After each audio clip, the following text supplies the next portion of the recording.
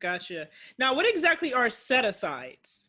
So a set aside is the government has to set aside a dollar amount Mhm. for that particular category.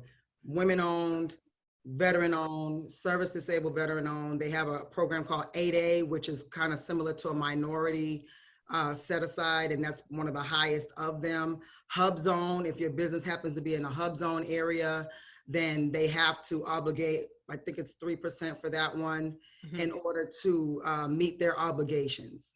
Gotcha. So when for these set-asides, like for instance, you yourself, you're a veteran and you're a woman, when you check multiple boxes, does that, I guess, like help your chances more so, or how does that work? Yes. So outside of the 8A, let's just use women owned and veteran owned, for example. Say it is the end of the fiscal year, which is September 30th for the federal government.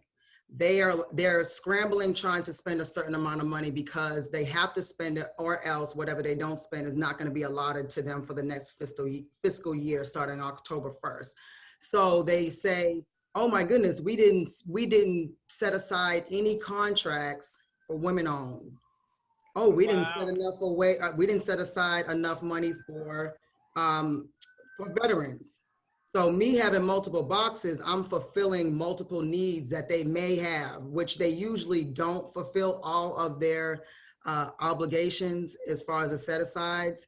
So having the multiple set asides is definitely advantageous. In addition to that, sometimes they just solicit for that. They'll put out a contract saying they need janitorial services. This is 100% woman-owned set aside.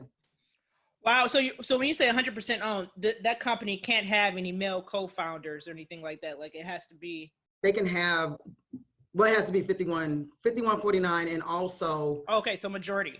majority, but also day-to-day operations. So you can't just say, yeah, me and my husband, I'm 51, he's 49, but he's literally doing the whole construction business. Like they come and check. Oh, so they want you to be physically working within the business as well.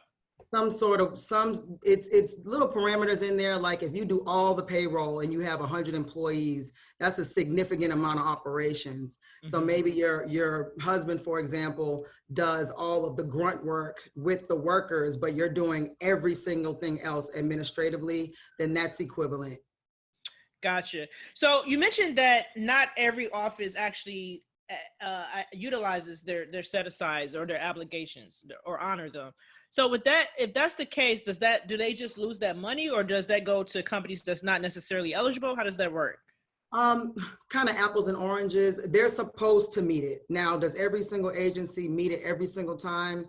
Then, I mean, it doesn't really have anything to do with that particular amount of money, because they can allot that money at the end of the fiscal year to whomever. But if they're getting audited and it shows that they're not allotting any money to any minority, Mhm. woman, veteran, 8A, then they have an issue. Like 8A is a little bit more intense where they absolutely have to, and that's absolutely mandated. They can't not do that.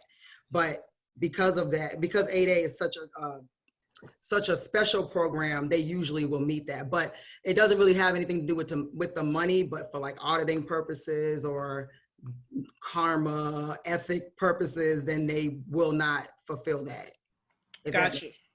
yeah. Yeah, I follow.